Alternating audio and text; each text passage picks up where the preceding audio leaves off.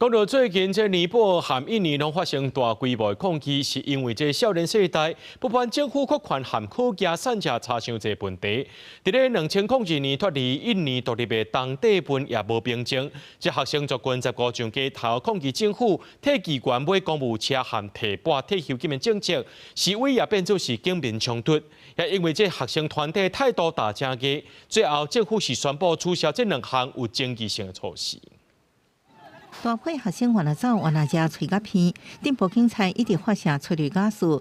当地云首都地理伫15发生上千学生组成的团体，伫国会大楼外口抗议国会伫2024年强行通过为65个机关，每人买1台修路车的提限，总共按开470万美金，合差不多1.2亿个台票的公家钱。因为机关的年收入已经关出因个人平均收入的10倍。 当地文有高达4成人口生活伫三尺线以下，才引起民众的不满。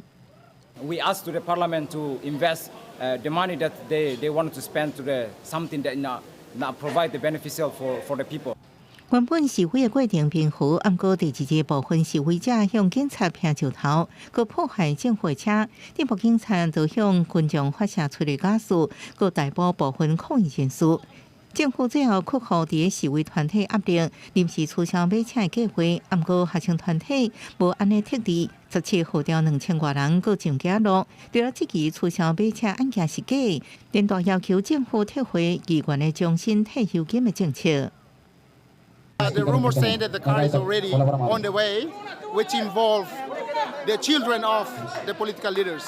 So this is why all of these students and myself here today to make sure my tax money is not actually going in a wrong way. 连续3日抗议，互政府感受民意的压力。伫国会党团协商了后，决定佮取消机关终身退休金的计划。